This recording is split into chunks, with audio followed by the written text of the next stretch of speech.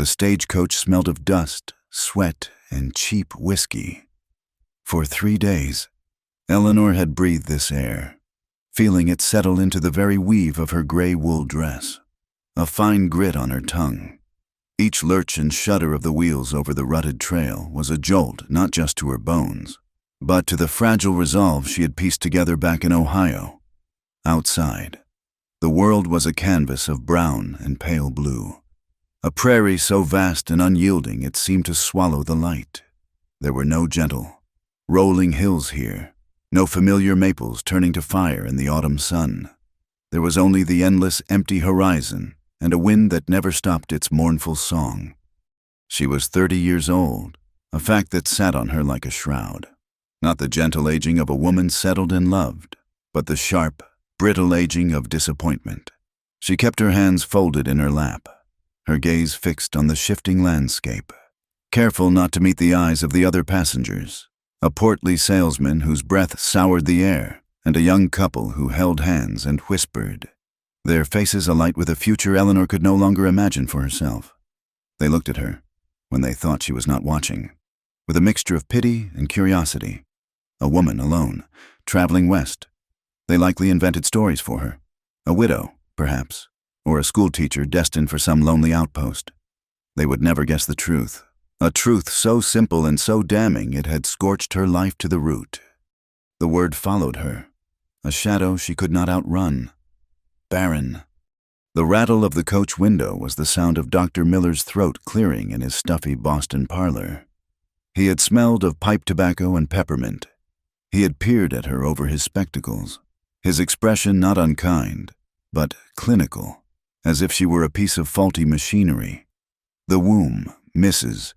Vance, is unreceptive. It is a defect of nature. There will be no children. She had stared at the floral pattern on his wallpaper, refusing to let the tears fall. Not there, not in front of this man who had undone her with a phrase. Her husband, Arthur, had been with her. He had stood by the window, his back to her, his posture rigid.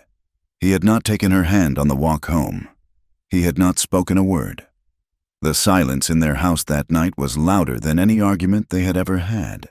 It was a hollow, echoing thing that filled every room, every corner, every space between them in their cold bed. A week later, he had informed her, his voice clipped and formal, that their union was untenable. A man needs heirs, Eleanor, a legacy. You cannot provide one. He had said it as if discussing a poor crop yield, a business transaction gone sour. There was no emotion in his face, only the grim finality of a ledger closed and balanced. He saw her not as his wife, not as a woman, but as a vessel that had proven defective. The public shame was a different kind of pain, 1,000 tiny cuts, the whispers in the street, the averted eyes of women she had known her whole life, the women who clutched their own children's hands a little tighter when she passed, as if her condition were a contagion. Her own mother had wept, not for Eleanor's sorrow, but for the family's embarrassment. "What will people say?" she had cried, wringing her hands. Her father, a man of commerce and reputation, had looked at her with a stark, cold disappointment. "You have failed in your duty," he had said, his words a final, heavy stone on her heart. She was no longer a daughter, but a liability, cast aside by her husband, a disgrace to her parents, damaged. So she had fled. She had sold the few pieces of jewelry Arthur had neglected to reclaim and bought a ticket west, in a dog-eared copy of the Matrimonial Times, tucked away in a boarding house. She had found the advertisement. It was blunt, devoid of poetry. "Widowed rancher seeks wife. Must be of good character and willing to work. 3 children in need of a mother's care. No delicate flowers need apply." The final line had been both a warning and a strange sort of comfort. No one could accuse Eleanor of being a delicate flower. The world had seen to that. His name was Caleb Blackwood. His letters, few and far between, were as sparse as his advertisement. He wrote of long days, hard winters, and the 3 children left in his care after a fire had claimed his wife's sister and her husband. He never asked about her family, her past, or her reasons for answering such an ad. He asked only if she was healthy and not afraid of solitude. She had answered truthfully, except for the one truth that mattered most. She could not bring herself to write the word barren on the page. She told herself it was a sin of omission, not a lie. He had children already. He was not looking for a woman to breed. He was looking for a pair of hands and a steady heart, perhaps. She prayed. That would be enough. The stagecoach slowed, groaning as it pulled into the dusty settlement of Promise Creek. It was not a town so much as a suggestion of one. A handful of weathered, clapboard buildings huddled together against the vastness of the prairie. A general store, a saloon whose doors swung listlessly in the wind, and a livery stable. That was all. Eleanor gathered her small valise, her knuckles white. The air outside was hot and dry, carrying the scent of dust, manure, and something wild and lonely. She stepped down onto the cracked earth and saw him at once. He stood apart from the small clutch of men waiting by the station, a tall figure outlined against the harsh sunlight. He was dressed in worn denim and leather, a broad-brimmed hat casting his face in shadow. Beside him, holding his hand, stood a boy of about 8 or 9, with hair the color of corn silk and a stillness that was unnerving. In Caleb's other arm, he held a smaller child, a baby girl wrapped in a dusty blanket, her small face peeking out. Another boy, younger than the first, stood half hidden behind his father's leg, peering at her with wide, solemn eyes. Caleb Blackwood was not a handsome man in the way Arthur had been. His face was weathered by sun and wind, carved with lines of hardship that made him look older than his late 30s. But there was a strength in the set of his jaw, a steadiness in his broad shoulders. As she approached, her heart hammering against her ribs, he shifted the baby in his arms and touched the brim of his hat. He did not smile. His eyes, a startlingly clear gray, met hers, and in them she saw not judgment, but a deep, abiding weariness. "Mrs. Vance?" His voice was a low rumble, rough like sandpaper. "Mr. Blackwood," she managed, her own voice barely a whisper. She felt impossibly frail and out of place in her stiff city dress. The silence that followed was thick and awkward. The two boys stared at her without blinking, their expressions unreadable. They were ghosts of the fire, Eleanor thought. Their childhoods burned away. She could see the loss in their eyes. "This is Thomas," Caleb said, nodding toward the older boy. "And Samuel." The younger boy shrank further behind his leg. "And this is Lily." He adjusted the baby girl in his arms, his large, calloused hand surprisingly gentle as he tucked the blanket around her. Eleanor offered a small, tentative smile. "Hello, Thomas. Hello, Samuel." They did not respond. Their silence was a wall she did not know how to breach. She looked back at Caleb, her throat tight with the fear of failure, of being found wanting in the first 5 minutes. He seemed to understand. His gaze swept over her, taking in her worn dress, her pale face, the tremor in her hands. It was not a lecherous appraisal, but a practical one. He was measuring her, weighing her. He was a man buying livestock, checking for soundness of limb and a strong back. "The ride was long," he stated, not asked. "Yes. The country's rough." "I see that." He nodded slowly, his eyes still holding hers. He seemed to be looking for something, some sign of weakness or deceit. Eleanor met his gaze directly, forcing herself not to look away. She had nothing left to lose but the dregs of her pride, and she would not surrender it here, in the dust of this forsaken town. Finally, he spoke the words that would decide her fate. "Can you cook, ride, and not scare easy?" The questions were like stones dropped into a still well. No pleasantries, no inquiry after her comfort or her journey. Only the stark, practical necessities of survival. Relief washed over her, so potent it almost made her dizzy. He was not asking for a wife. He was hiring a partner. "I can cook," she said, her voice finding a sliver of strength. "I can learn to ride, and I do not believe I scare easy. Mr. Blackwood." A flicker of something, not quite approval, but perhaps acceptance, passed through his gray eyes. He gave another curt nod. "All right then, the wagon's over here." The journey to the ranch was made in near silence, broken only by the creak of the wagon wheels and the soft cooing of the baby. Caleb drove the team with an economy of motion, his attention on the trail ahead. The boys sat in the back, their gazes fixed on Eleanor. She felt like an insect under glass, pinned and studied. She tried to smile at them again, but they looked away, their faces blank. This was their home, their world, and she was an intruder, a stranger who smelled of the city and sorrow. The homestead was even more isolated than she had imagined. It was a small, sturdy-looking cabin and a large barn, set in a shallow dip in the prairie, sheltered by a small stand of cottonwood trees near a creek bed that looked mostly dry. There were corrals, a chicken coop, and a vegetable patch fighting a losing battle against the sun. The place looked hard-working and tired, just like its owner. As they pulled up, a man emerged from the barn, wiping his hands on a rag. He was wiry and grizzled, with a mean-looking squint. "Jed," Caleb said. "This is Mrs. Vance. She'll be staying." The man, Jed, spat a stream of tobacco juice near Eleanor's feet. His eyes ran over her with an insolent familiarity that made her skin crawl. "This the one from the advertisement?" he drawled, not looking at her but at Caleb. "That's her," Caleb said, his voice flat, offering no room for discussion.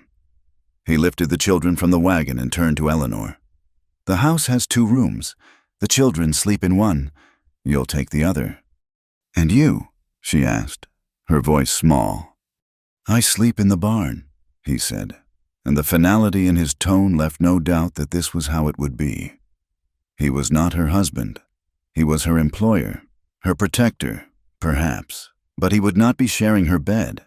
A strange mix of relief and a familiar, stinging loneliness settled over her. The inside of the cabin was clean, but sparse. A main room served as kitchen and living space, dominated by a large stone hearth. A rough-hewn table and 4 chairs stood in the center. The second room was small, containing a large bed where the 2 boys would sleep and a cradle for the baby. Her room, the one Caleb had indicated, was little more than a closet with a narrow cot and a small window.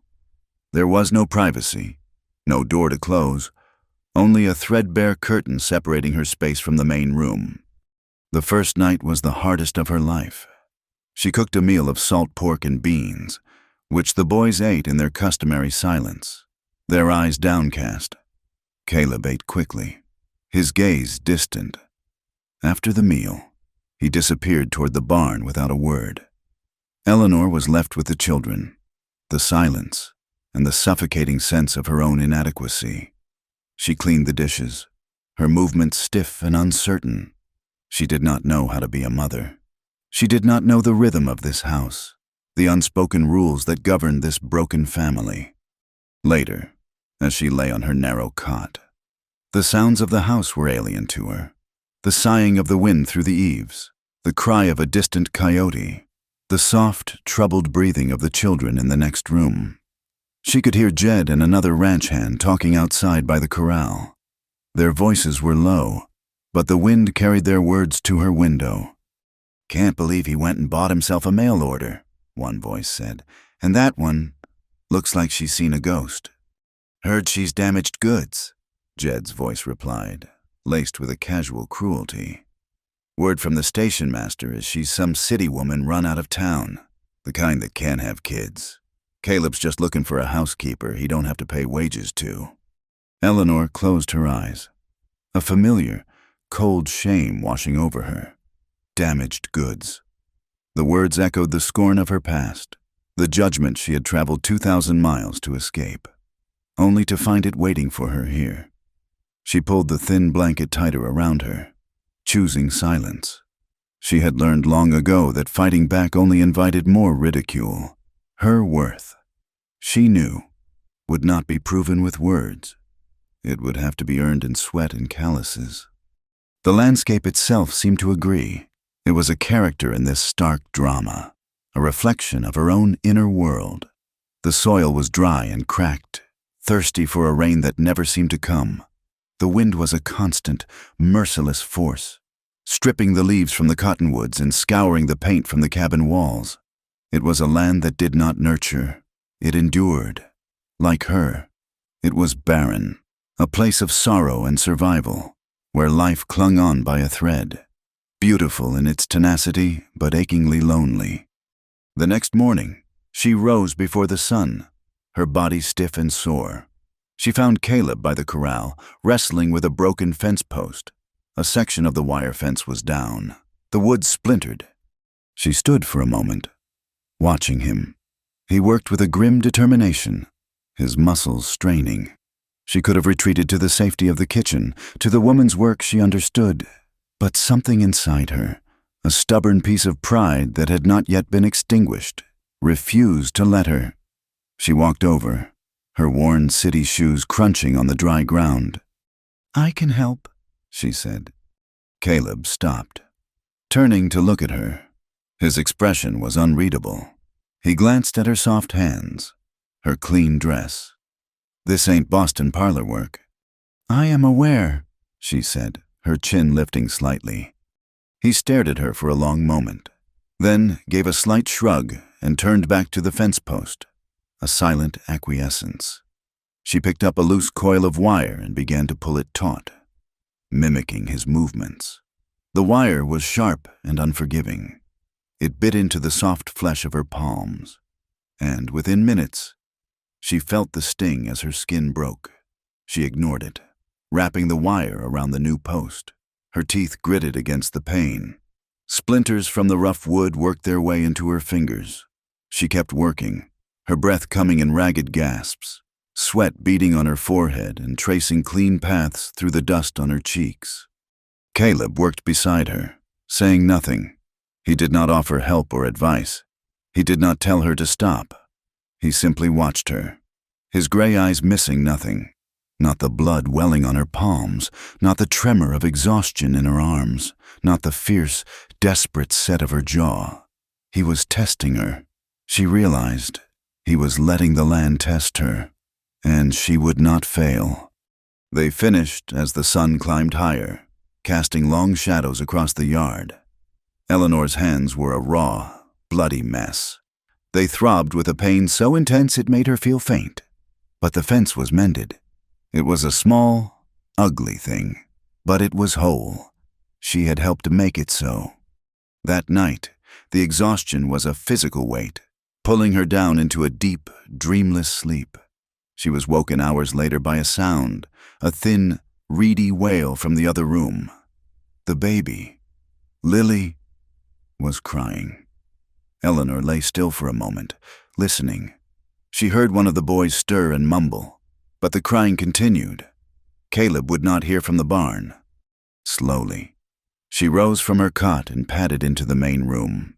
The moon cast a pale light through the window, illuminating the small cradle.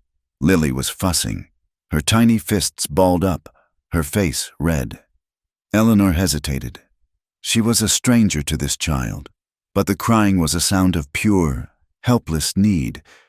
She reached down and gently lifted the baby from the cradle. Lily was so small, so light in her arms. She felt impossibly fragile.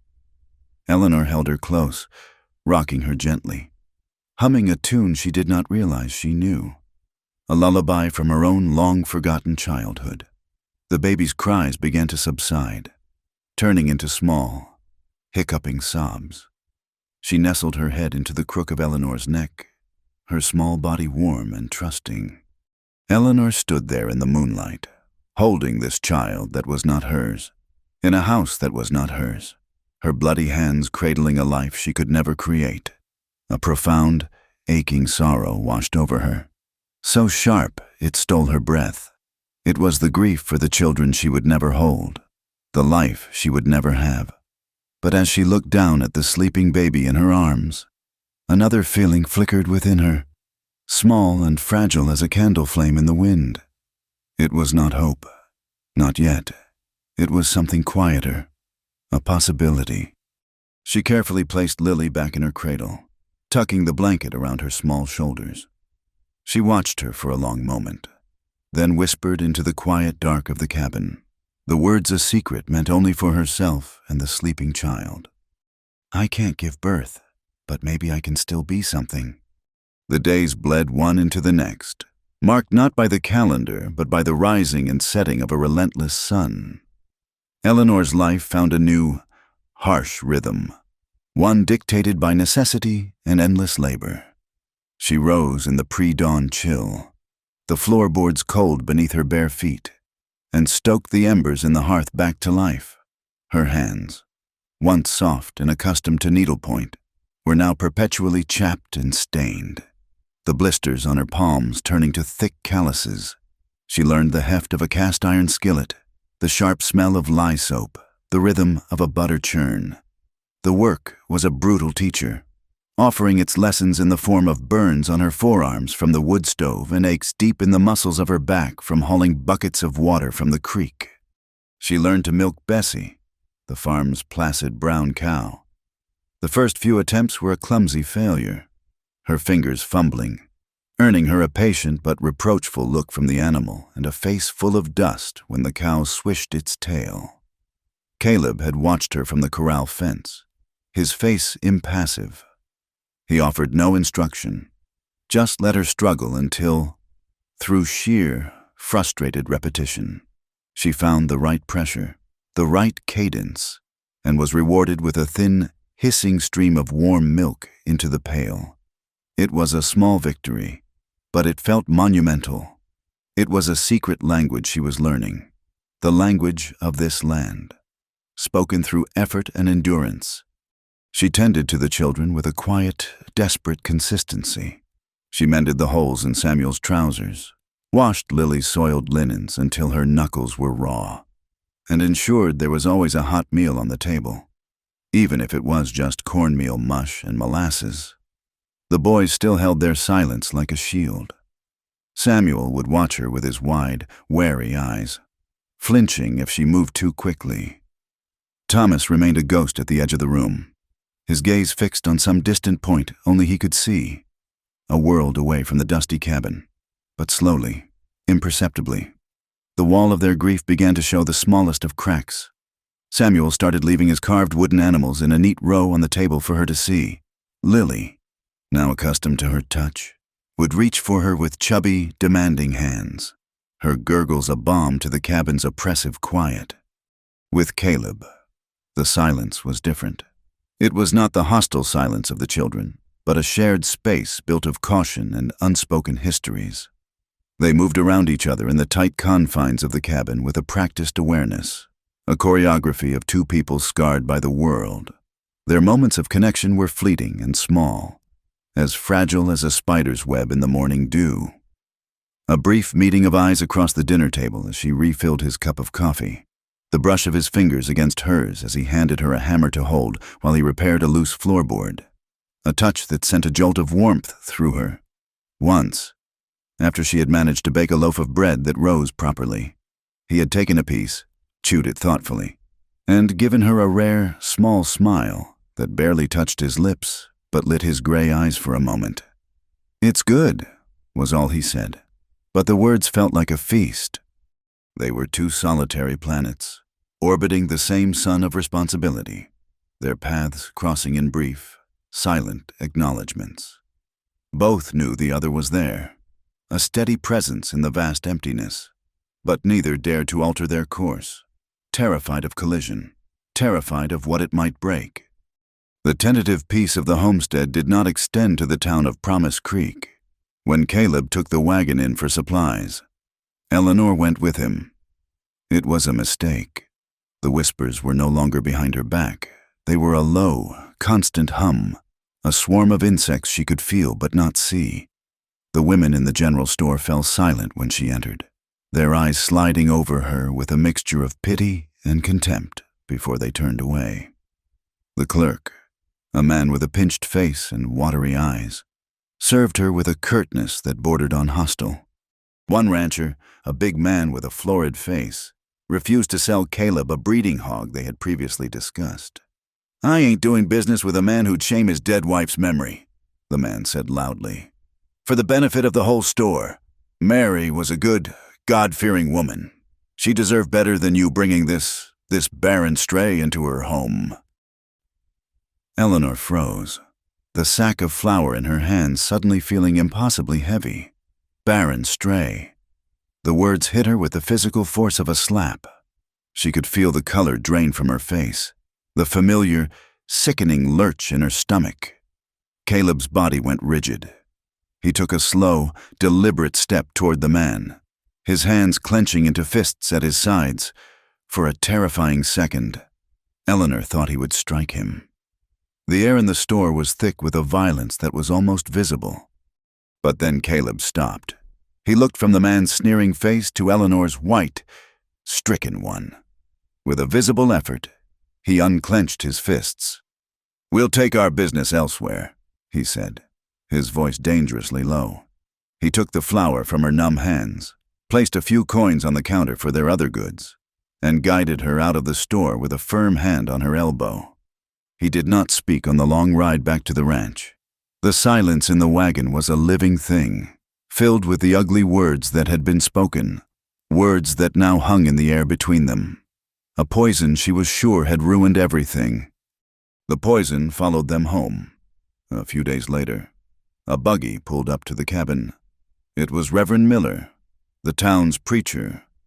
He was a tall, gaunt man whose black coat seemed to absorb the sunlight, leaving him in a perpetual shadow.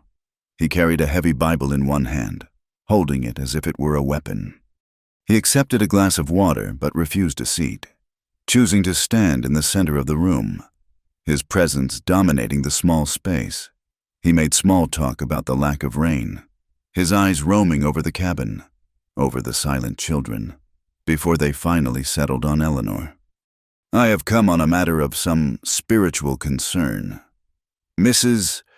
Vance," he began, his voice taking on a sonorous, practiced tone. "The good people of my congregation are troubled. They see this arrangement as an affront to the sanctity of marriage and the memory of a beloved daughter of our church." Eleanor stood by the hearth, her hands tightly clasped. "I am Mr. Blackwood's wife." "A wife in name," the preacher corrected, his eyes cold and hard. "A title without substance. The Lord's first commandment to us was to be fruitful and multiply. It is the sacred duty of a wife to provide her husband with children, to build a family in the eyes of God." His gaze was sharp, accusatory. "It is known that you cannot fulfill this duty, that you come here with a brokenness." The word hung in the air, ugly and final. It was Dr. Miller's office all over again, the same clinical damnation dressed up in the robes of piety. "I have heard the whispers of your past," the Reverend continued, his voice rising with fervor, "of a husband who rightly put you aside. You must not believe that you can run from God's judgment. Madam, it is a vanity. I am here to warn you. Do not attempt to deceive the Lord with a broken womb. You cannot build a righteous home on a foundation of emptiness." Eleanor felt as if she were shrinking, the cabin walls closing in on her. She wanted to scream, to defend herself, but her throat was closed tight with a shame so old and deep it felt like a part of her bones. She could only stand there and take it, just as she always had. That night, the atmosphere in the cabin was thick with unspoken tension. Caleb had returned from the fields to find her pale and shaken, and he knew without asking that the preacher had been there during their silent supper. Thomas watched Eleanor, his young face furrowed with a confusion he could not voice, after the children were in their beds. Caleb lit his lantern to head for the barn. He paused at the door, his back to her. "What he said," Caleb's voice was rough. "It don't matter." Eleanor stared at his broad back, her heart aching. "It matters to everyone else." He turned then, his face half hidden in the shadows. "They ain't the ones living here. He left without another word. But a few nights later, something shifted. Samuel was crying out in his sleep, caught in a nightmare. Eleanor was about to go to him when Caleb came in from the barn, his face grim. He knelt by the boy's bed and gently shook Samuel awake. The boy sat up, his face slick with tears. "It was the fire," he sobbed. "I saw it again." Caleb pulled the boy into his arms, holding him tight. Thomas was awake too, sitting up in the bed, his small body rigid, his eyes wide with a remembered terror. Eleanor brought a dipper of water and a cool cloth. As Caleb soothed Samuel back to sleep, he looked over at Thomas, who was staring at Eleanor with an expression of raw fear. "She ain't Ma," Thomas whispered, the first words Eleanor had ever heard him speak. His voice was a rusty croak. "She ain't our Ma." The words were a blade in her heart. Before she could react, Caleb spoke, his voice quiet but firm, meant for both his sons. "No, she ain't. Your Ma's in heaven, but Eleanor is here, and she ain't broken." He looked directly at Eleanor then, his gaze unwavering, and continued, speaking to the boys but making a vow to her. "She's the one holding this place together. You understand me? She holds us together." In the quiet of the cabin, the words settled over Eleanor, a shield against the scorn of the world. He had seen her. He had seen her work, her effort, her silent struggle, and he had given it a name. He had called it strength. From that night on, the ice around Thomas began to thaw. He still did not speak much, but he no longer looked through her. He watched her. One evening, as she sat by the fire mending a shirt, he came and sat on the floor nearby, observing her nimble fingers. On an impulse, Eleanor retrieved a small block of soft pine and her father's old whittling knife from her valise. She said nothing, but sat and began to carve, the blade peeling away thin curls of wood to reveal the shape of a small bird. She worked slowly, patiently. After a while, she held out the block and the knife to Thomas. He hesitated for a long moment, then took them. They sat like that for many nights, side by side in the warm glow of the fire, the only sounds the crackle of the logs and the soft scrape of a knife on wood. She taught him how to round the edges, how to follow the grain, how to see the shape hidden inside the block. It was a silent communion, a language of shared creation. He was not just carving wood. He was carving out a space for himself again in a world that had become terrifyingly silent. The late summer brought the dust storms. The sky would turn a sickly yellow, and a low moan would begin on the horizon, growing to a deafening roar as a wall of black earth descended upon them. They would huddle in the cabin, stuffing rags into the cracks around the windows and doors. But the fine, choking dust found its way in, coating everything in a gritty film, getting in their eyes, their mouths, their lungs. One night, the storm was worse than any they had endured. The wind shrieked like a banshee, and the cabin groaned under the assault. Suddenly, above the roar of the wind, they heard a tremendous crack, followed by the splintering of timber and the terrified screams of the horses. "The barn!" Caleb yelled, already grabbing his rifle and lantern. "A beam must have come down. Stay here." But Eleanor could not stay. She wrapped a wet cloth around her face and followed him out into the swirling chaos. The air was a blinding, stinging torrent of dirt. She could barely see the lantern's weak glow just a few feet ahead. Inside the barn, the air was thick with dust and the smell of panicked animals. A massive roof beam had snapped, bringing down a section of the hayloft and pinning 2 of the horses in their stalls. For the next hour, they worked side by side in a desperate, frantic race against time. The wind tore at the damaged roof, threatening to bring more of it down upon them. They were a team, moving with an instinct born of shared purpose. He would heave at a fallen timber while she worked to free a trapped leg.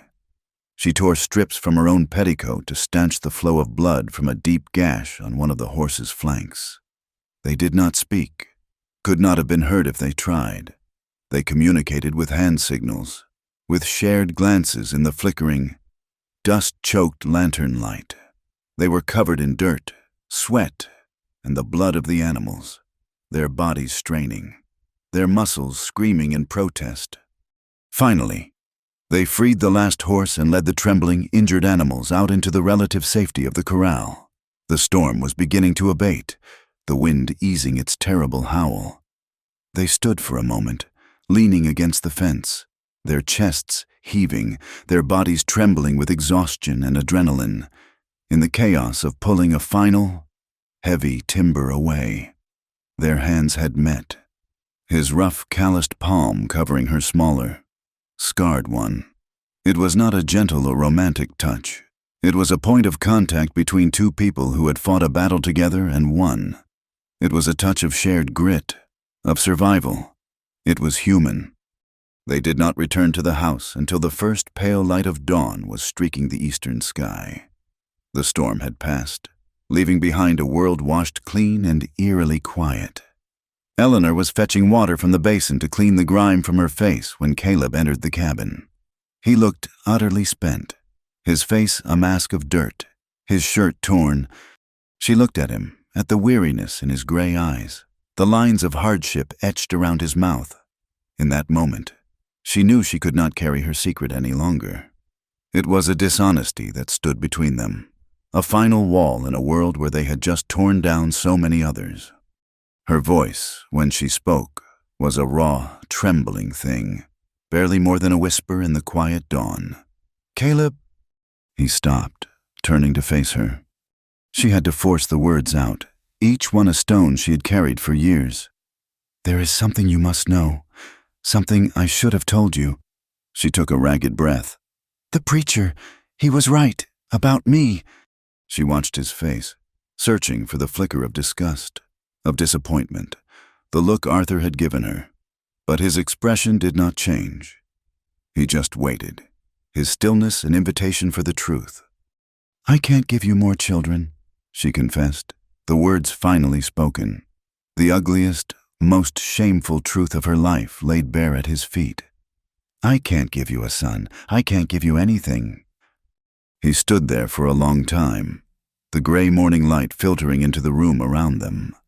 The silence stretched, and Eleanor felt her heart begin to break all over again, certain that this was the end. He would send her away now. He had every right. When he finally spoke, his voice was low and thick with a weariness that went bone deep. He looked at her. Then his gaze drifted to the cradle where Lily slept peacefully, and to the door of the room where his two boys lay. He looked back at Eleanor, and his eyes held not pity, but a profound and simple sincerity. "I've got enough for us both," he said. He turned then and walked out the door, leaving her alone in the soft light. Eleanor stood frozen, his words echoing in the silence. It was not a declaration of love, not a promise of a future. It was something more fundamental. It was acceptance. It was the acknowledgement of her as a whole person, not just a defective vessel. It was absolution. A single tear traced a path through the grime on her cheek, and in the center of her chest, behind the wall of shame and sorrow she had built so carefully, something cracked. It was a small, painful fissure.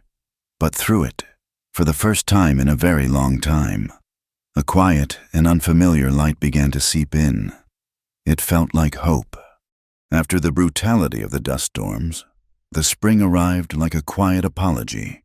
It did not burst forth in a riot of color as it had in Ohio, but came subtly, almost shyly.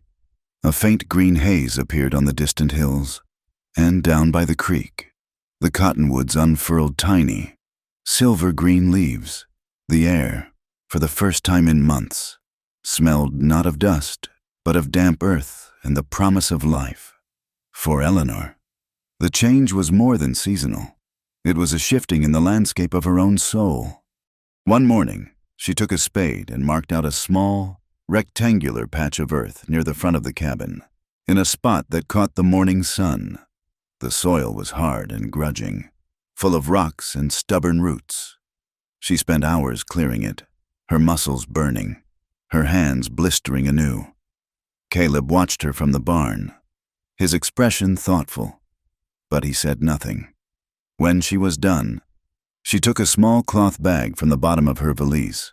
Inside were seeds for marigolds and cornflowers, purchased on a whim in a town she could no longer remember. A foolish, hopeful gesture from a different life.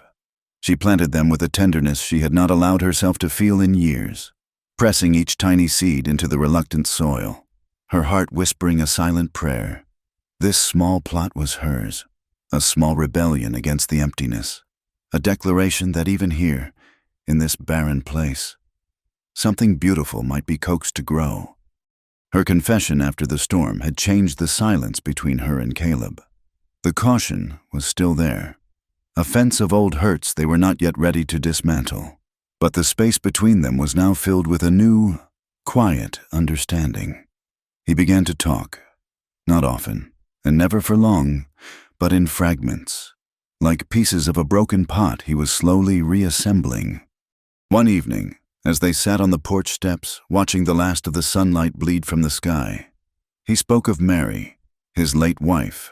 His voice was low and rough with memory. "She was kind," he said, his gaze fixed on the horizon. "Too kind for this place. Maybe she saw the good in people, even when it wasn't there. She would have liked the flowers." He did not say it with the ache of a grieving husband, but with the simple, declarative truth of a man stating a fact, and in doing so, he made a space for Mary's memory to exist between them, not as a ghost or a rival, but as a part of the history of this home.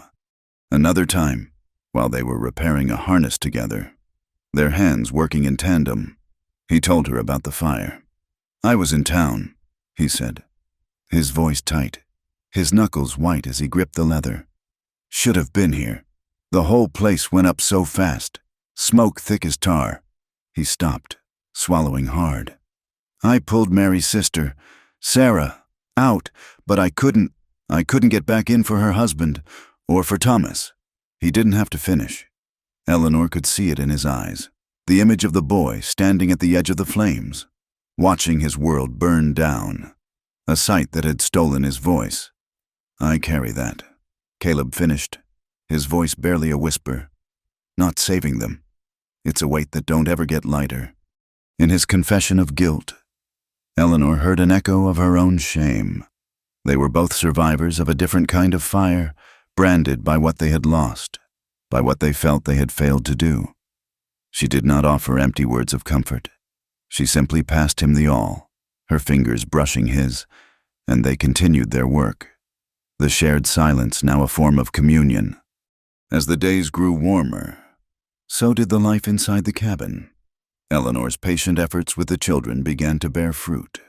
She started a makeshift school at the kitchen table each morning, using a charred stick and the back of an old piece of almanac to teach Samuel his letters.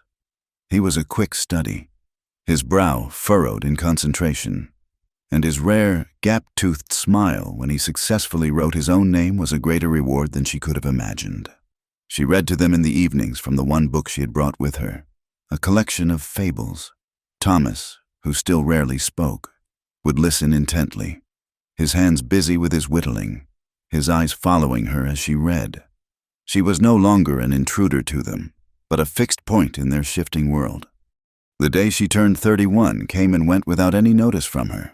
It was a date she preferred to forget, another year marker on a life she felt had stalled. But that evening, as she was setting the table for supper, Samuel came to her, his hands behind his back, a shy, nervous energy about him. Thomas stood behind him, a silent co-conspirator. "Close your eyes," Samuel instructed, his voice serious. Eleanor smiled and did as she was told. She felt a small, clumsy bundle being pushed into her hands. "Okay, open." She looked down. In her hands was a bouquet of wildflowers, a motley collection of Indian paintbrush, prairie primrose, and bluebonnets, their stems tied together with a piece of twine. They were already beginning to wilt in the dry air, but they were the most beautiful things she had ever seen. "Thomas found the blue ones," Samuel said proudly, Eleanor looked at the older boy. He met her gaze for a fleeting second, a flicker of a smile on his lips, before he looked down at his feet, scuffing the floorboards. A lump formed in her throat, so thick she could not speak. She knelt and hugged Samuel tightly, then rose and placed a gentle hand on Thomas's shoulder. It was the first time they had offered her something, the first time they had acknowledged her not as a caretaker, but as someone who deserved a gift. She put the flowers in a tin can of water and placed them in the center of the table, a splash of vibrant, defiant color in the drab cabin. That night, as she tucked Lily into her cradle, the baby reached up and tangled a small hand in her hair, babbling softly. Samuel, already in his bed, whispered into the darkness, "Happy birthday, Eleanor." And from the other side of the bed, a small, quiet voice added, "Mama." It was Thomas. The word was hesitant, fragile, as if he were testing the feel of it on his tongue. Eleanor froze, her heart stopping in her chest. She looked over, but he had already turned his face to the wall. She did not press him. She did not say a word.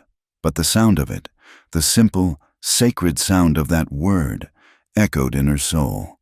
It was a seed, planted in the hardened soil of her heart, and she felt it begin to grow. The bond between Eleanor and Caleb was growing too, a slow, deep-rooted thing that thrived in the spaces between words. The air between them was now charged with a different kind of tension, a current of awareness that had nothing to do with hardship and everything to do with the simple, undeniable fact that they were a man and a woman, living under the same roof, sharing the same life. She would feel his eyes on her as she moved about the kitchen, and when she turned, he would look away quickly, a faint flush on his weathered cheeks.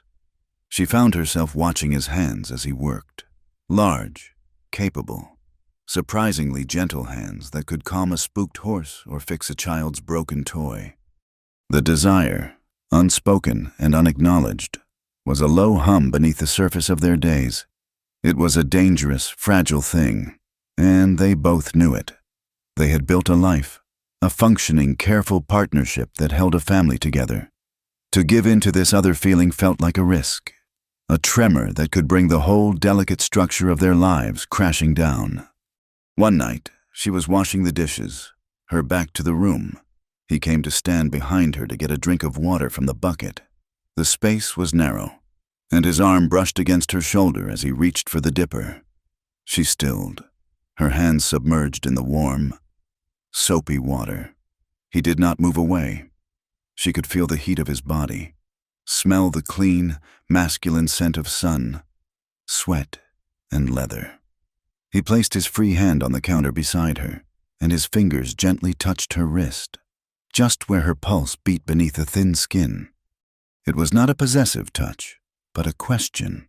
A current passed between them, sharp and startling. She did not pull away.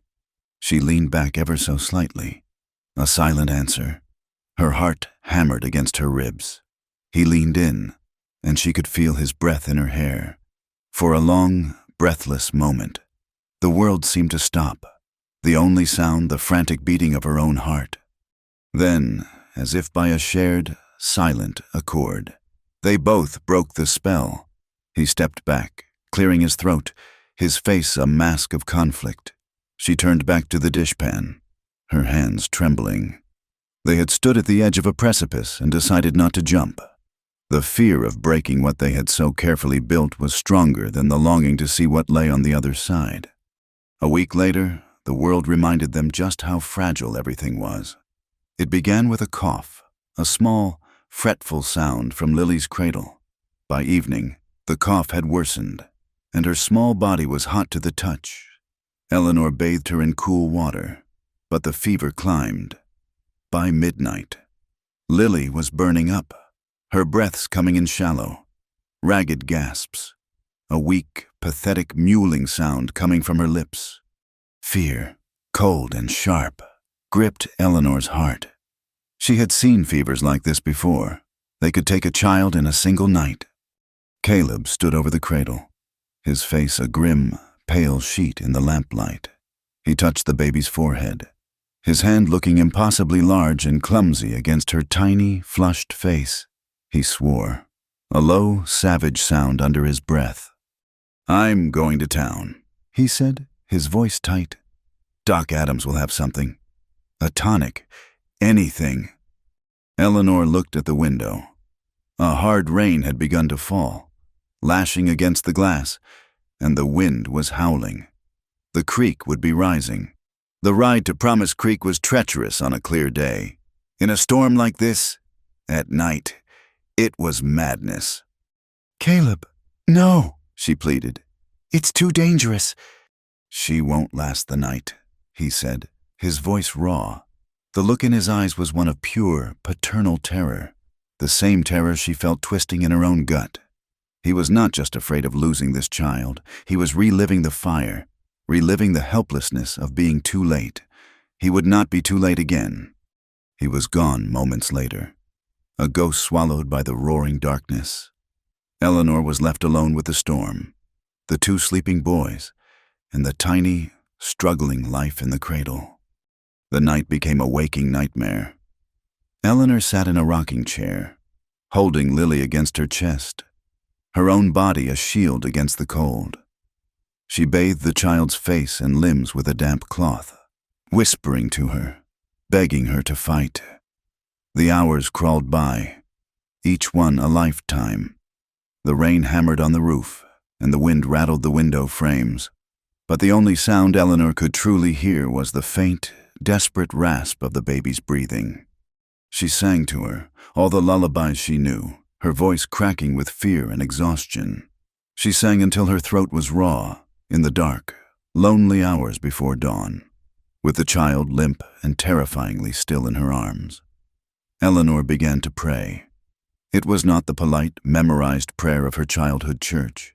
It was a raw, desperate bargain with a God she was not sure she still believed in. "Please," she whispered, her tears falling onto the baby's hot forehead. "Please, not this one. Don't take this one from me. I know I am empty. I know I am broken. But don't take her. Don't leave me alone again." It was the howl of her deepest fear, that the world had given her this love only to prove, once and for all, how unworthy she was of it, how powerless she was to protect it. She was not just fighting for Lily's life. She was fighting for her own. Just as the first, sickly gray light of dawn began to seep through the window, she heard it, the sound of a horse, stumbling with exhaustion. A moment later, the cabin door burst open. Caleb stood there, framed in the doorway, a silhouette against the storm. He was soaked to the skin, his clothes covered in mud, his face gaunt and pale. He was trembling, either from cold or from fear. She could not tell. In his hand, he clutched a small, brown bottle. He stumbled toward her, his eyes wild, fixed on the child in her arms. "Is she—" He couldn't finish the sentence. Eleanor looked down at Lily. Her breathing was still shallow. "But she was alive. She's still here," Eleanor whispered. The relief that washed over Caleb's face was so profound it seemed to break him. He sagged, the last of his strength giving out. He handed her the bottle, and as she worked to get a few precious drops of the medicine past Lily's lips, he knelt before her chair. When she was done, she looked down at him, and the dam of her control finally broke. A great shuddering sob escaped her, a sound of terror and exhaustion and a love so fierce it was painful. She leaned forward, burying her face against his cold, wet chest, still clutching the baby between them. His arms came around her, holding them both. He buried his face in her hair, and she felt his body shaking with silent, ragged sobs of his own. They stayed like that for a long time, a broken, desperate huddle in the gray light of dawn, while the storm outside finally began to cry itself out. Lily's fever broke that afternoon. By evening, she was sleeping peacefully, her skin cool to the touch. The crisis had passed, but something had irrevocably changed in the house.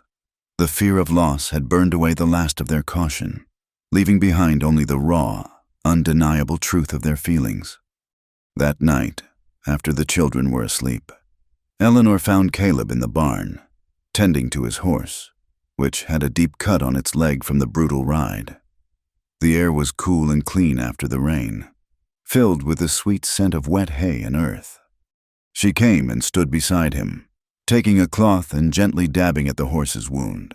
They worked in their customary silence for a few minutes, but it was a silence charged with everything that had happened, everything they had almost lost.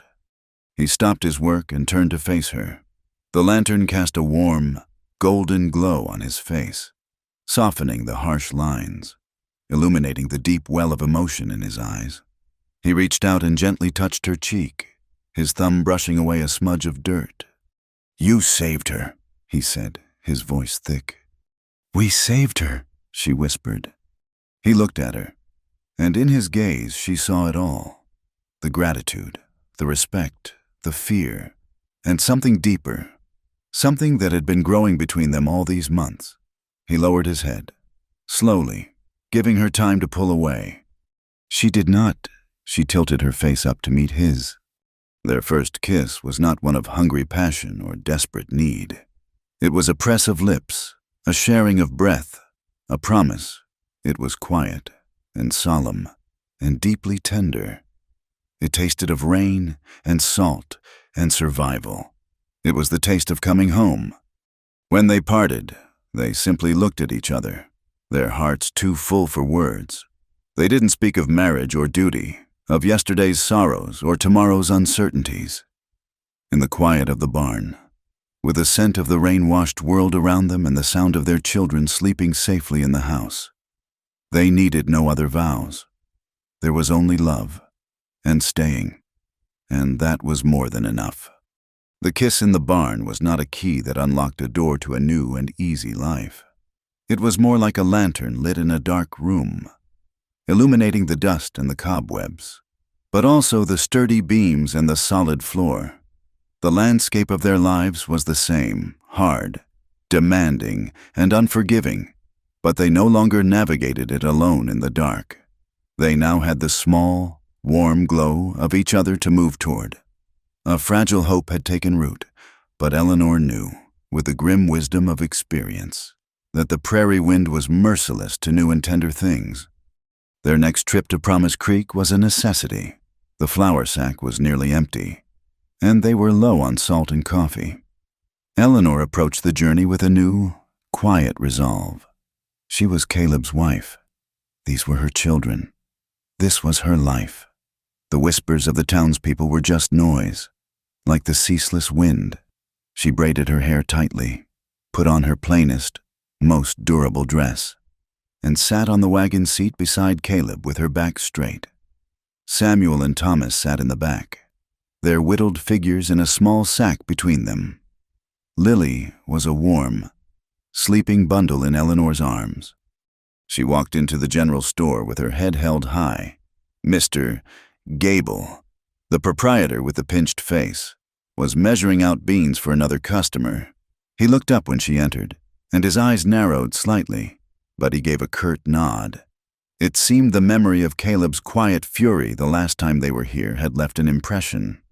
Eleanor began to gather her supplies, a small feeling of relief blooming in her chest. Perhaps things could be different. Perhaps their defiance had earned them a sliver of peace. It was when she was paying that the illusion shattered. Mr. Gable was counting out her change when two of the town's women, who had been gossiping near the fabric bolts, approached the counter. They looked past Eleanor as if she were a piece of furniture, their gazes settling on Thomas and Samuel, who stood shyly by the door. "Such a shame about those Blackwood children," one of the women, a Mrs. Pritchard, said to Mr. Gable, her voice pitched just loud enough for Eleanor to hear clearly. "Left to be raised by just anyone. They're half strays now. You know, it ain't natural." The word struck Eleanor with a physical force. Half strays. She looked at Thomas's face, at the way his shoulders hunched and his eyes went distant, retreating back to that silent, haunted place. She saw Samuel's lower lip tremble as he shuffled behind his brother. The old Eleanor, the woman who had arrived on the stagecoach, would have flinched, paid her money, and fled. She would have swallowed the poison and let it curdle inside her. But that Eleanor was gone. In her place was a woman who had held a feverish child through a stormy night, a woman who had earned the trust of a silent boy, a woman who had been kissed in a barn by a man who saw her as whole. The love she felt for these children was a lioness in her veins. She turned slowly, her expression calm, her voice low but clear. Cutting through the dusty air of the store, "They are not strays, Mrs. Pritchard. They are children, and they have a home." The woman was taken aback by the direct confrontation. Her face flushed a blotchy red. "Well, I never. I was merely making an observation." "Your observation was cruel," Eleanor said, her voice still quiet, but now edged with steel, "and it was wrong." Mr. Gable, sensing trouble that was bad for business, stepped in. Now, ladies, no need for unpleasantness." He looked at Eleanor. The woman meant no harm. Folks are just accustomed to a proper family. He then made his mistake. He smiled, a thin, patronizing smirk. You can't blame people for talking when a man takes in another man's children and a wife who can't give him his own. Before Eleanor could even process the fresh sting of that old wound, the door of the store swung open. Caleb stood there, having finished his business at the livery. He took in the scene in an instant. The hostile faces of the women, Gable's sneer, the fear in his son's eyes, and the pale, rigid set of Eleanor's jaw. He didn't ask what had happened. He didn't need to. He walked directly to the counter, his steps silent and deliberate. He looked at Mr. Gable, his gray eyes turning the color of a winter storm. "What did you say?" Caleb's voice was barely a whisper, a sound far more terrifying than a shout. Gable's smirk vanished. He took a step back, holding up his hands. "Now, Caleb, it was just talk, a misunderstanding." "I heard you," Caleb said. He moved with a speed that was shocking in a man so large and deliberate. He reached across the counter, grabbed the front of Gable's shirt, and hauled him halfway over it.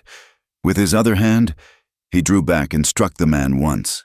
It was not a wild swing, but a short, brutal punch that landed with a sickening crack.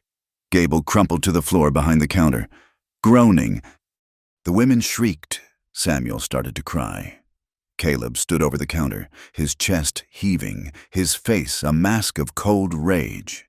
He turned and put a protective hand on each of his son's shoulders, steering them toward the door. "Eleanor," he said, his voice tight. "Let's go." They were halfway to the wagon when a man in a dusty coat with a tin star pinned to it intercepted them. Sheriff Brody was a weary-looking man who valued peace above all else.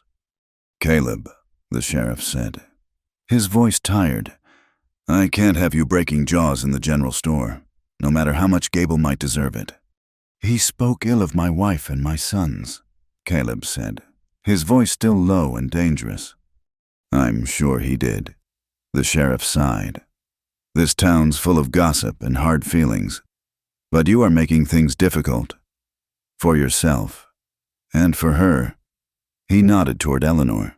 "People here have long memories. They remember you're Mary. They see this, and they don't understand it.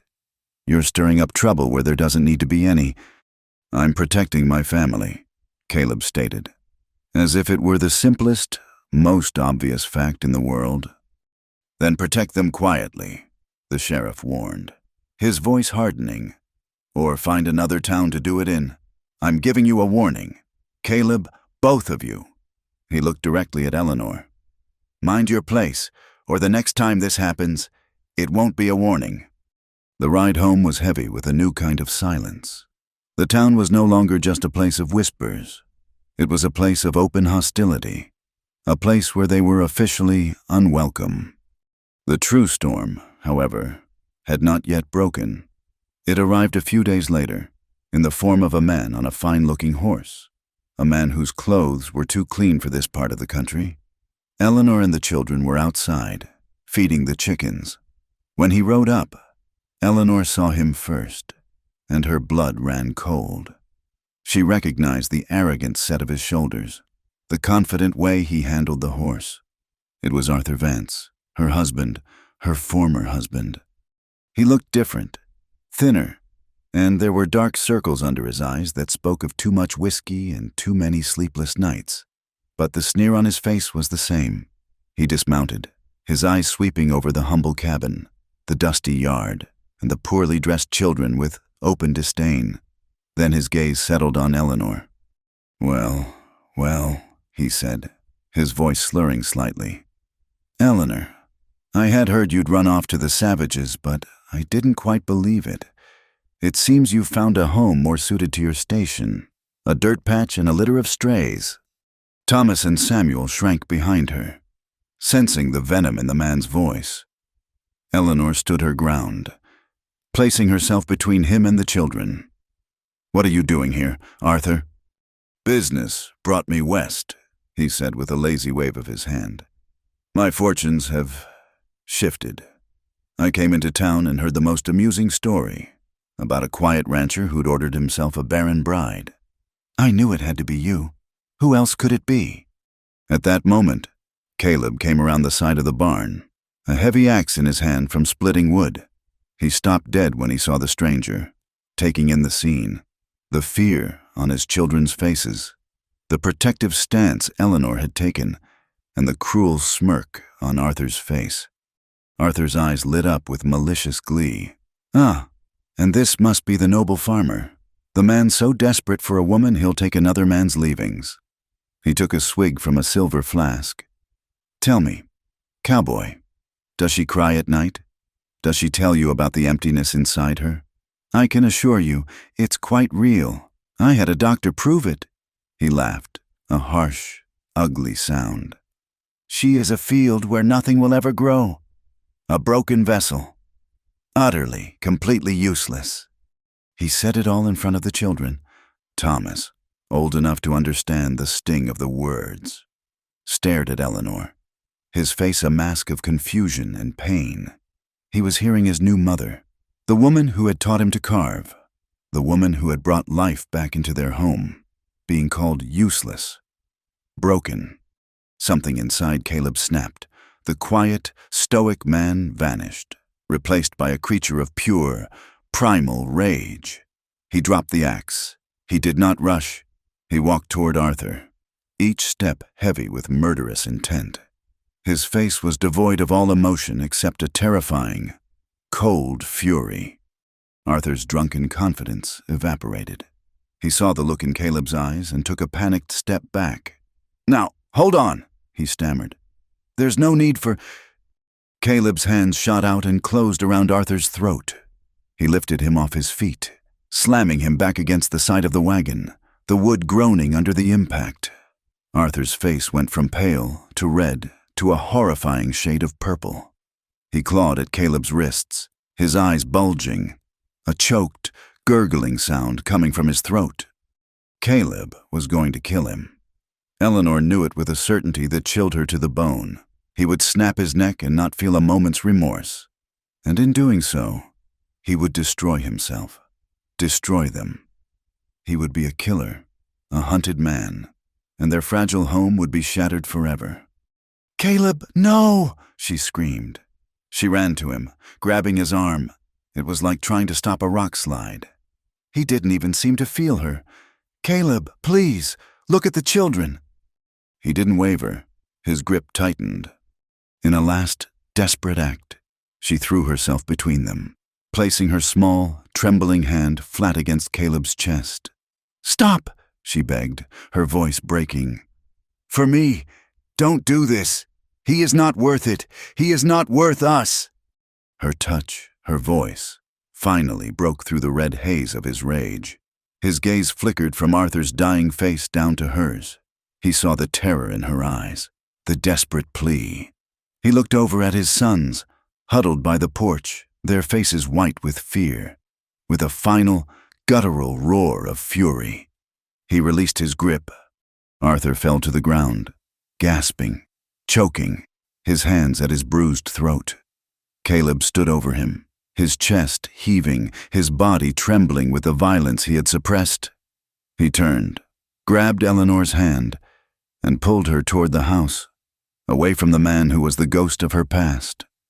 That night, the shame was a physical thing, a sickness in Eleanor's stomach. She could not eat, she could not speak. The children were subdued and watchful. After she had put them to bed, the walls of the cabin felt like they were closing in on her.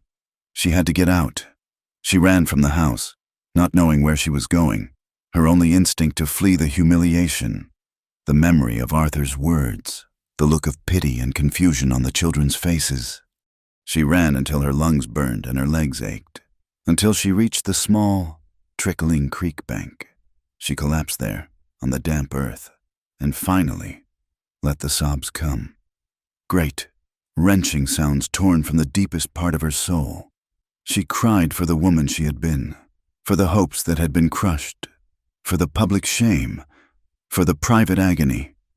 She cried because Arthur was right. She was broken. She was useless. She heard a footstep behind her and knew it was Caleb. He came and sat beside her on the bank, not touching her, just being there, a solid, silent presence in the darkness.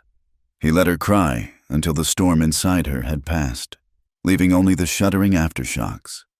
When she could finally speak, the words poured out of her, a torrent of poison she had held inside for years.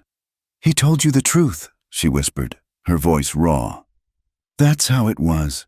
The doctor's office, the silence. He told me I was a failure, that I had disgraced him. My own parents, they looked at me like I was a stranger, like I carried a disease." She hugged her knees to her chest, rocking back and forth. "He didn't just leave me, Caleb. He discarded me, like a piece of trash, something broken that you just throw away. And I believed him. I believed them all. I came here because I had nowhere else to go. I never believed I deserved a home again. I just wanted to be useful, to earn my keep, so no one would look at me with that disgust again." The silence stretched, filled only by the chirping of crickets and the soft murmur of the creek. Caleb said nothing for a long time. Then he moved. He knelt in the dirt in front of her. He took her hand, the one with the calluses and the scars, and he placed it flat against his chest, directly over his heart. She could feel the strong, steady beat beneath her palm. He looked into her eyes, his own gaze clear and unwavering in the moonlight. "Before you came," he said, his voice low and certain, "this was just a place, a barn, a house. I was just going through the motions, keeping the children fed, keeping myself from thinking too much. It was gray. Every day was gray." He pressed her hand tighter against his chest. "You brought the color back, Eleanor. You mended more than just fences. You gave me back my life." Tears streamed down her face, but they were different tears now. "And these children," he continued, his voice thick with emotion, "they don't see a broken vessel. They don't care about what some doctor in a city said. They see the woman who stays up with them when they're sick, who teaches them their letters, who holds them when they have nightmares." He paused, and his next words were the ones that healed the deepest wound of all. "They call you Mama now." He leaned forward and gently kissed the tears from her cheeks. He kissed her eyelids, her forehead, and then, finally, her lips. It was a kiss of profound, trembling tenderness, a kiss that said everything he could not articulate. It said, "You are not broken. You are not trash. You are loved. You are home."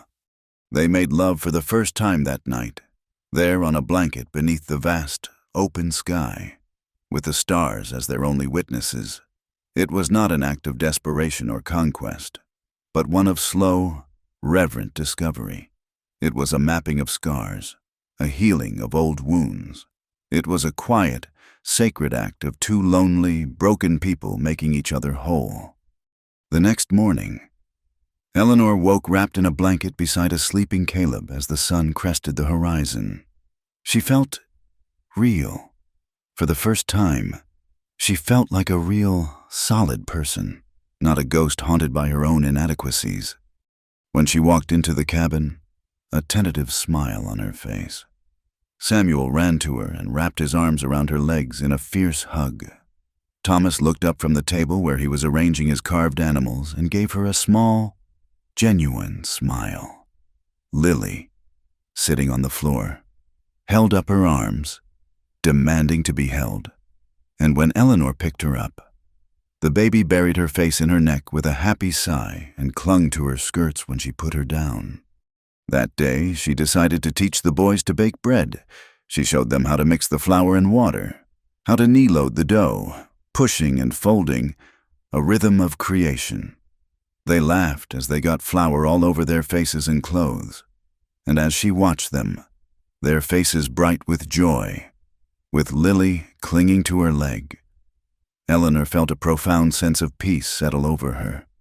The world, the town, her past, it could all still spit its poison at her. But here, within these walls, within this small circle of love, she was not only real, she was alive. The weeks that followed were a quiet season of grace. The love that had been born in the rainy dark of the barn now lived in the daylight. It was in the way Caleb's hand would find hers as they walked back from the fields, his calloused fingers lacing through hers. It was in the way her name sounded on his lips, no longer the formal address of an employer, but a soft, familiar sound. He moved his belongings from the barn into the cabin, a simple, unspoken act that solidified their union more than any preacher's words ever could. He did not move into her small room, but made a bed for himself on the floor by the hearth, a gesture of respect that she found deeply moving. They were a family, finding their way in the quiet rhythm of shared days and the soft, new territory of whispered conversations after the children were asleep. The peace was a fragile thing, a wildflower blooming on a cliff's edge, and Eleanor knew it.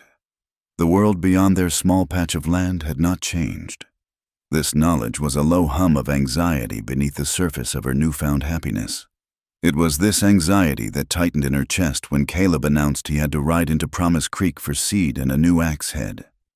"I'll be back before sundown," he said, kissing her forehead. It was a simple, domestic moment, yet a cold knot of dread formed in her stomach. "Be careful," she whispered, clinging to his hand for a moment longer than necessary. He gave her that rare, small smile that transformed his rugged face. "Always."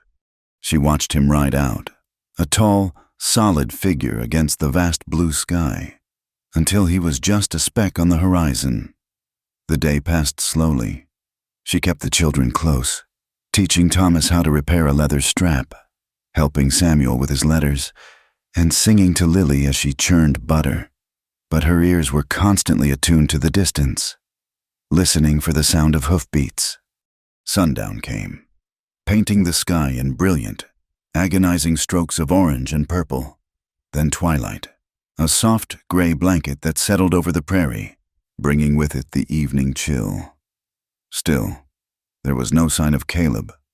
She put the children to bed, her movements mechanical, her heart a frantic drum against her ribs. She told them their father had likely been delayed, that he might even spend the night in town if the creek was high. They accepted her explanation, but she saw the worry reflected in Thomas's quiet eyes. She sat at the kitchen table, a cold cup of coffee in her hands, and waited. The moon rose, a pale, indifferent disk in the black sky. Every cry of a coyote, every rustle of the wind in the cottonwoods sent a fresh jolt of fear through her. It was well past midnight when she finally heard it. Not the steady, familiar gait of Caleb's horse, but the frantic, uneven gallop of a horse being ridden hard, and another, slower one behind it. She flew to the door, her lantern held high. It was Jed, the grizzled ranch hand, his face pale and grim in the flickering light. He was leading Caleb's horse. Slumped over the saddle, held in place by a rope, was Caleb. "He was ambushed," Jed said, his voice rough, avoiding her eyes. "Found him on the trail about 5 miles out. He's lost a lot of blood, The world tilted, the ground seeming to fall away beneath Eleanor's feet. For a moment, she was back in Boston, in the doctor's office, the world shrinking to a single, damning phrase. But this was different. This was not a judgment on her body. It was an assault on her heart. The shock lasted only a second, replaced by a surge of ice-cold, furious clarity. There was no time for tears or terror.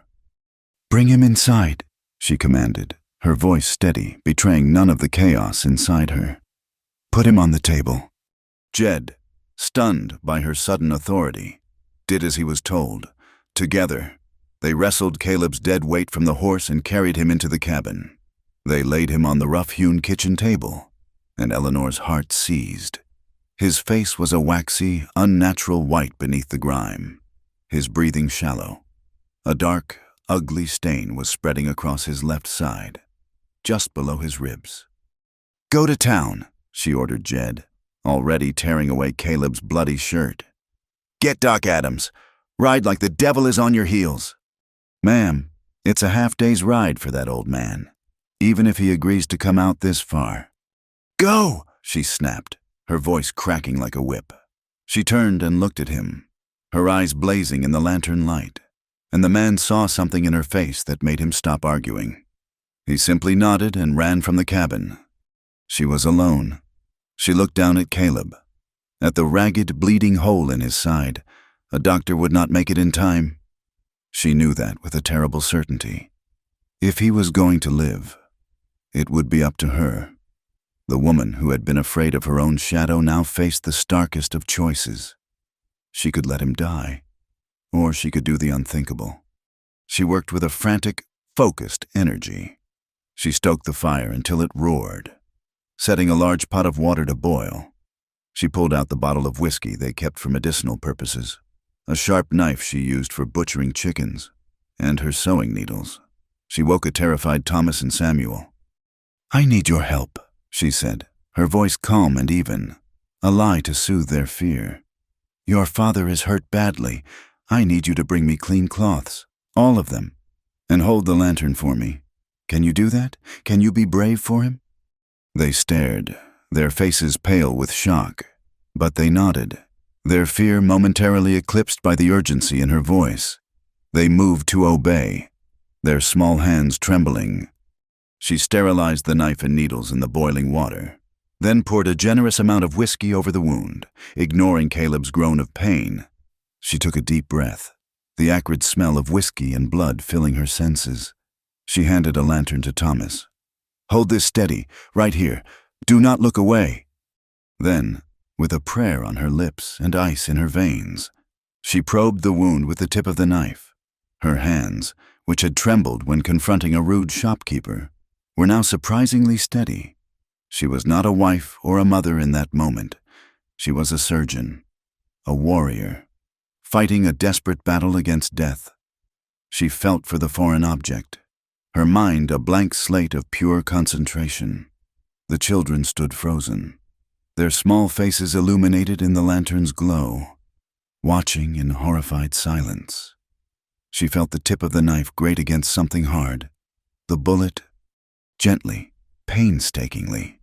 She worked to widen the opening, to get a purchase on the small piece of lead. Sweat poured down her face, stinging her eyes. Caleb's body convulsed on the table, a low animal sound of agony escaping his lips. "Hold him down," she grunted, and Thomas, tears streaming down his face, pressed on his father's shoulder. Finally, with a small, sickening scrape, she worked the bullet free and dropped it with a clatter into a tin bowl. The worst was over, but he was still bleeding. She packed the wound with clean cloths and, with a needle and thread, began to stitch the torn flesh together. Her stitches were clumsy, ugly things, but they were tight. They would hold. When she was done, she was trembling so violently she could barely stand. Her apron and arms were soaked in his blood. She sent the boys back to their bed, their small bodies shaking with shock. She sat by Caleb's side, bathing his face, whispering his name, willing him to stay with her. It was in that dark, blood-scented hour that she heard another horse, But this was no doctor. A large man, his face florid and angry, stood on her porch, flanked by two rough-looking men. She recognized him from town. Silas Pritchard, Mary and Sarah's cousin. "I heard what happened," Silas said, his voice thick with a smug, predatory satisfaction. "A tragedy. Caleb always was reckless. I've come for the children." Eleanor stood, blocking the doorway. "They are sleeping. They are not going anywhere." "You have no right to them," Silas sneered. "They are my blood, my kin, not yours. Their mother would be turning in her grave to see them raised by a barren cast-off. I've come to take them to a proper home." The old insults, the words that had once flayed her soul, now felt like nothing. They were pebbles thrown against a fortress. She looked at this man, at his greed and his cruelty, and she felt no fear, only a cold, hard rage. "This is their home," she said, her voice dangerously quiet. "Not anymore," he said, taking a step forward. "Now stand aside." Eleanor did not move. Instead, she reached just inside the door and brought out Caleb's 12-gauge shotgun. She did not raise it. She held it cradled in her arms, the gesture both maternal and menacing. Her apron was stained with the blood of the man she had just saved. Her face was pale and smeared with grime, but her eyes were chips of granite. "I have spent my whole life being pushed aside," she said, her voice low and even, carrying in the still night air. "By my husband, by my family, by your town. I have been called useless and broken and empty. I have been told to mind my place." She took a step forward onto the porch, the shotgun now resting easily in her grip. "Well, I have found my place. It is here. Behind me are my children. On that table is my husband. This is my home, and you will not cross this line." Silas stared at her.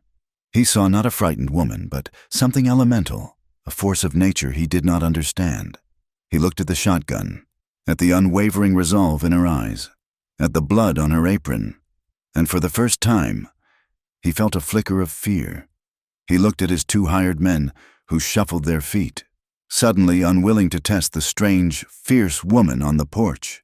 He blustered for a moment, making threats about the law, but his words were empty. He had been met by a will stronger than his own.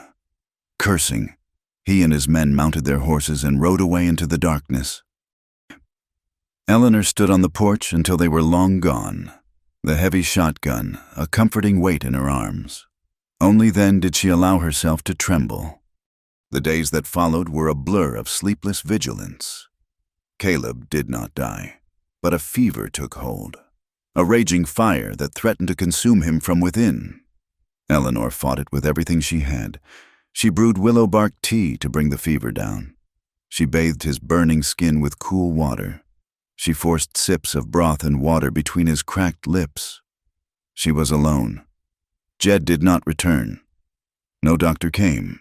It was just her, the children, and the man who wavered between life and death on her kitchen table. She lost track of time. The sun rose and set, and she barely noticed. Her world shrank to the small, sweltering cabin, to the rhythm of Caleb's ragged breathing.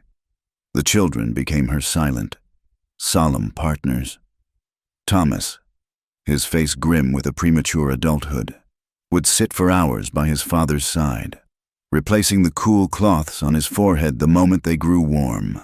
Samuel, his fear manifesting as a fierce desire to be useful, made sure the wood box was always full and the water buckets were never empty. They would huddle together at night, sleeping on the floor beside the table, a small, loyal guard. Through it all, Eleanor talked to Caleb. She held his limp, hot hand and whispered to him, her voice a low, constant murmur. "You can't leave me, Caleb Blackwood. You are not allowed. We just found each other. You cannot go. I will not be left alone again. You have to stay. You have to fight." She told him about her day, about the children, about the small flower bed where the first green shoots were finally pushing through the soil. She poured her own life force, her own stubborn will, into him. On the fourth day, the fever broke.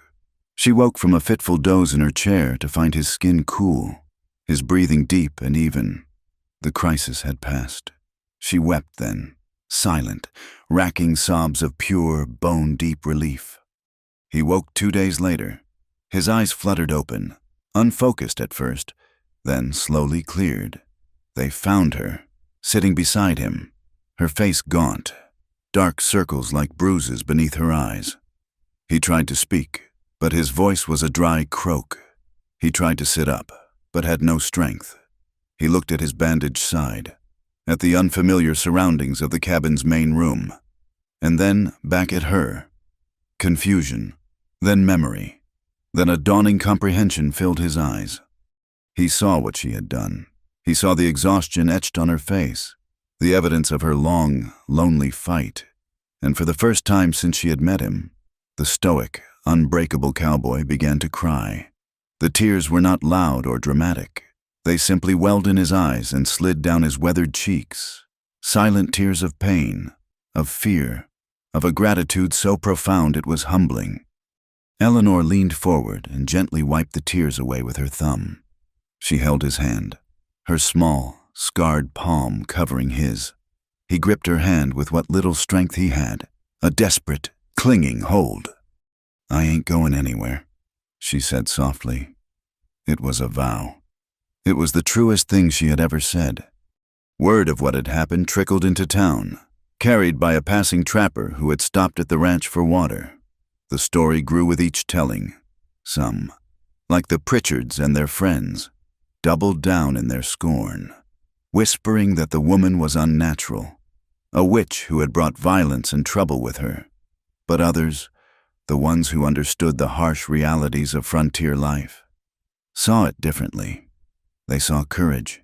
They saw the fierce, protective love of a wife and mother. A few of the ranchers' wives began to nod to her when they passed on the trail.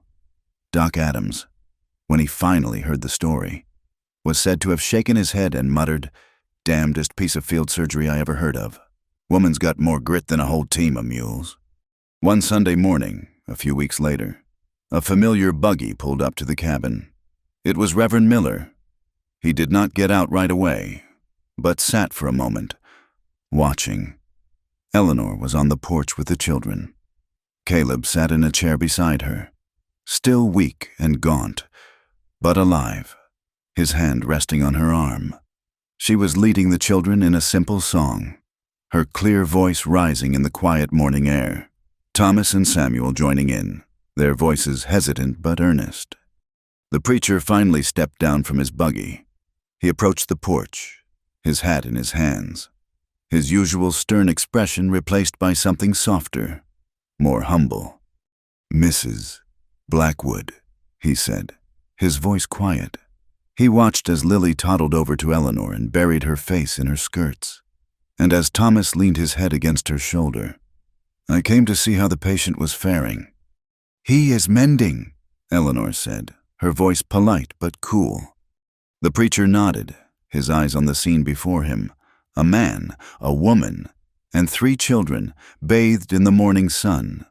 A family. It was not a family he would have sanctioned, not one that fit the neat boxes of his theology. But it was undeniably real, its bonds forged in blood and fire, and a love that was stronger than both. He cleared his throat. "I was wrong," he said, the words costing him a great deal. "I came here to speak of brokenness, but I see now. I was blind." He looked directly at Eleanor, and for the first time, she saw not a judge, but simply a man. "Sometimes," he said softly, "the Lord gives families in different ways." He nodded once, turned, and left. Caleb's recovery was slow. He leaned on her, literally and figuratively. She helped him walk the few steps from his chair to the bed. She fed him, cared for him, her strength becoming his in his weakness. A new, tender intimacy grew between them. He would watch her for hours as she went about her chores, his eyes filled with a love and an awe that went deeper than words. He had seen the steel in her spine, the fierce, unyielding core of the woman he had married. He had once asked for a wife who did not scare easy. He had gotten a warrior, and he loved her more than life itself. Summer arrived not as a guest, but as a homecoming. The prairie, for so long a canvas of brown and gray, seemed to remember its own capacity for life. Waves of green grass rolled across the plains, and Eleanor's small garden exploded with the defiant, joyful colors of marigolds and cornflowers. The creek, which had been a dusty scar on the land, now chuckled and gurgled, its banks lined with new willow shoots. The ranch itself seemed to exhale, to stretch and thrive under the long, warm days. The horses were sleek and strong, the chickens plump, and the repaired barn stood as a testament to their survival. The life that blossomed on the land was a reflection of the life that had taken root within the cabin walls. Eleanor was no longer the pale, haunted woman who had stepped off the stagecoach. The sun had browned her skin, and the wind had whipped color into her cheeks. She ran the house not with the hesitant uncertainty of a newcomer, but with the quiet, confident strength of a queen in her own small kingdom. Her hands, though scarred, moved with purpose, whether she was kneading dough, stitching a tear in Samuel's trousers, or aiming a shotgun at a rattlesnake near the porch. She was the heart of the homestead, and its rhythm beat in time with hers. Caleb, too, was transformed. The physical wound had healed into a puckered, angry scar on his side, but the deeper wounds, the ones he carried in his soul, had begun to mend as well. The weariness in his eyes had been replaced by a clear, steady light. He laughed now, a low, rumbling sound that startled the chickens and made Lily clap her hands in delight. He worked the land with a renewed vigor, but his eyes would always seek out Eleanor. A silent question, a shared glance, a confirmation that this new, fragile peace was real. The children were the truest measure of the change. Samuel was a chatterbox, his days filled with questions and observations, his nights no longer troubled by the ghosts of the fire. Lily was a happy, toddling dictator, her first word a clear and possessive mama, aimed squarely at Eleanor. And Thomas, the silent, wounded boy, had begun to heal in the most profound way. He still spoke little, preferring the language of his whittling knife. But his silence was no longer a prison of trauma. It was a comfortable, thoughtful quiet. He would often sit beside Eleanor as she worked, leaning his head against her arm, a simple, trusting gesture that spoke more than 1,000 words. He was growing again, and Eleanor was his son. One evening, as the sun was setting, casting long, golden shafts of light across the fields, Caleb came to her. He took the dish towel from her hands and led her out to the porch. He stood before her, his hat in his hands, with a nervousness she had not seen in him since their first tense meeting. "Eleanor," he began, his voice rough with emotion, when you first came here, it was a bargain, a practical thing. I needed help. You needed a place to land. There were no promises made, no vows spoken that meant anything." She waited, her heart beginning to beat a little faster. "That ain't what this is anymore," he continued, his gaze intense. "This is everything. You are everything." He took a deep breath. "I want to marry you again, not for practicality, not for the town or for any reason but one, because I love you, and I want to make a vow to you, a real one, that you and the children can hear, a promise to stay." Tears welled in her eyes. She, who had been discarded, who had been told she was worthless, was being offered a love as vast and as real as the prairie sky. She could only nod, her throat too tight for words. They did not choose the church in town, a place of judgment and cold stares. They chose a spot in the open field, on a small rise that overlooked the whole ranch, their home. Eleanor wore a simple white cotton dress she had spent a week sewing, its only adornment a small blue cornflower tucked into her braided hair. She did not arrive in a lurching stagecoach, a stranger braced for rejection. She rode out beside Caleb on her own steady mare, her children following behind, their faces scrubbed and shining. Thomas held a small, slightly squashed bouquet of wildflowers he had picked for her. There was no preacher, no congregation, only the 5 of them and the wild land as their witness. The sky was an endless, aching blue, and a warm breeze whispered through the tall grass. They stood in a small circle, Caleb and Eleanor facing each other, their hands clasped. Caleb spoke first, his voice clear and strong, carrying on the wind. "Eleanor, when I was alone, I was just surviving. You taught me how to live again. You fought for me, and you fought for these children. You are the strongest, bravest person I have ever known." He squeezed her hands. "I vow to stand by you. I vow to fight for you. I vow to honor you and to love you. For all the days the good Lord gives us, I vow to stay." Then it was Eleanor's turn. She looked at this rugged, kind man, at the 3 children who had become her own, and a love so fierce and powerful filled her that it was a physical ache in her chest. "Caleb," she said, her voice trembling but true, "I came here with nothing but shame and a history of being told I was empty. You and these children, you filled a space inside me I thought would be barren forever." She smiled through her tears. "You gave me a home. You gave me a family. You gave me a reason. I vow to cherish this life. I vow to protect this family with everything that I am. I vow to love you, always. I vow to stay." They sealed their vows with a kiss, not the hesitant, exploratory kiss of the barn, but a deep, certain kiss of 2 people who had found their anchor in a stormy world. The children cheered, and Samuel and Thomas rushed to hug them, their small bodies sandwiching them together in a tangle of love. They were not a family born of blood and tradition, but one forged in fire, dust, and a stubborn, unyielding love. They were whole. Justice, when it came, did not arrive with a thunderclap, but with the quiet creak of a buggy. A few weeks after their ceremony, Silas Pritchard returned. This time, he brought Sheriff Brody with him. Eleanor's heart leaped into her throat when she saw them, the old fear a cold ghost at her back. Caleb, however, remained calm. He put a reassuring hand on her arm and walked out to meet them. "Sheriff," Caleb said, his tone even. "Pritchard, to what do we owe the pleasure?" "Caleb, I am here on an official matter," the sheriff said, looking uncomfortable. "Mr. Pritchard has filed a formal petition with Judge Miller for custody of the children. He claims that as their closest blood relative, he has a right to them, and that their current living situation is not suitable." Silas smirked, his moment of triumph at hand. "The law is the law, Blackwood. They are my kin, not hers." "That's where you are wrong," Caleb said quietly. He went back inside the cabin and returned with a folded piece of paper. He handed it to the sheriff. "We saw the judge last week. He felt, given the circumstances of your last visit, Mr.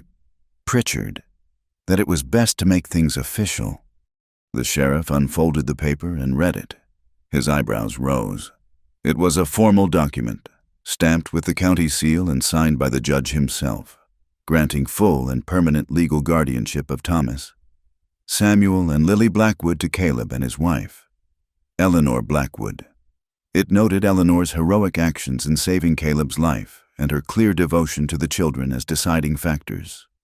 The sheriff folded the paper and handed it back to Caleb. He turned to Silas, his face hard. "The matter is settled. These children have a legal home. You have no claim here. If I hear of you bothering this family again, I will have you in a cell for a week to reconsider your hobbies. Now get off this property."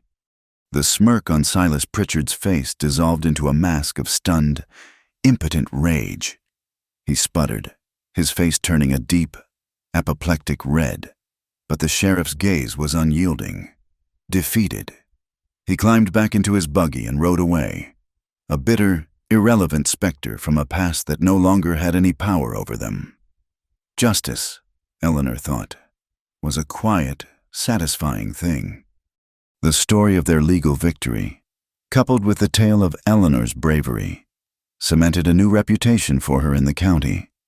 The stares in town were now more often of respect than of scorn. One afternoon, a wagon pulled up carrying Martha, the wife of a rancher from the next valley over, a woman who had once looked through Eleanor in the general store. She had come with an offer. "The town is growing," Martha said, twisting her hands in her apron. "There are more than a dozen children now who have no schooling. The schoolhouse has been empty for 2 years.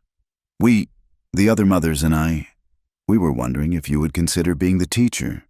Eleanor was stunned into silence. Her, the barren woman, the mail-order bride, entrusted with the community's children. The old fears, the old voices, whispered in her ear.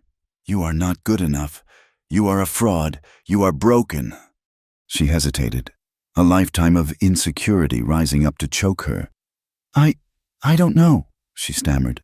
I am not sure I am the right person." She looked over at Caleb for support, but he was silent, his expression telling her that this was her decision alone. She felt a small hand slip into hers. It was Thomas. He had been listening from the porch steps. He looked up at her, his eyes clear and full of a simple, unwavering faith that cut through all her doubts. "You make things grow, Mama," he said, his voice quiet but certain. "Even me." And with his words, the last of the old walls around her heart crumbled to dust. She looked at Martha, a genuine, confident smile spreading across her face for the first time. "I would be honored," she said.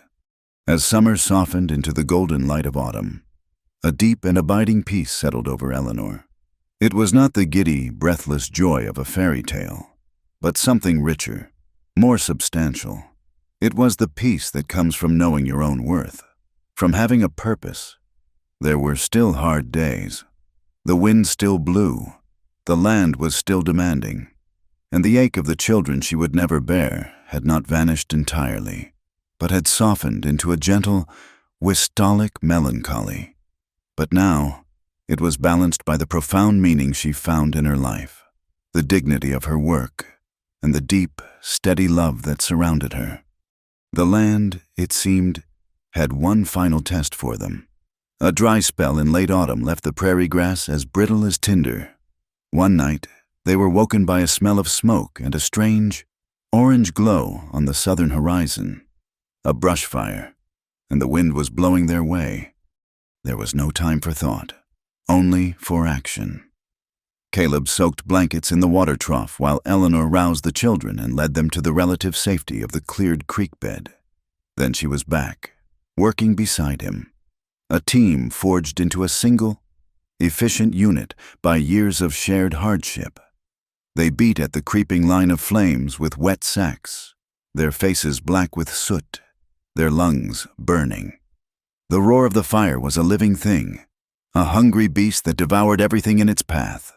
They moved together, hand in hand in the suffocating smoke, a silent, desperate dance against the inferno.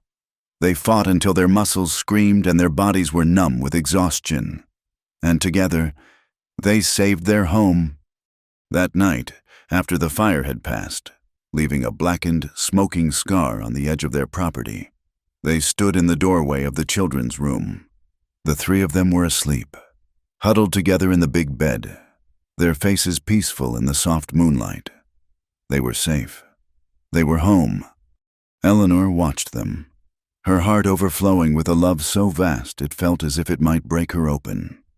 She whispered, as much to herself as to Caleb, the final, absolute truth of her life. "I didn't give birth to them, but they made me a mother." Caleb came up behind her, wrapping his strong arms around her waist, pulling her back against his chest. He rested his chin on her shoulder, his gaze on the sleeping children. "You gave us a family, Eleanor," he replied, his voice thick with an emotion that mirrored her own. "That's more than blood ever did." They went out and sat on the porch steps, the place where they had so often found solace in their shared silence. The night was cool and quiet. The sky a black velvet canopy strewn with a breathtaking spray of stars. He took her hand, his fingers lacing through hers, a familiar, comforting weight. They were no longer two broken halves, but a single, solid unit. They had been tested by shame, by prejudice, by violence, and by fire. They had not just survived, they had prevailed. They sat there for a long time, not speaking, watching the stars, holding hands, weathered, whole, and home. Thank you for joining us around the campfire for this story. We would love for you to comment with where you are listening from so we can all connect, and be sure to subscribe to the Wild West Campfire channel and share your thoughts in English.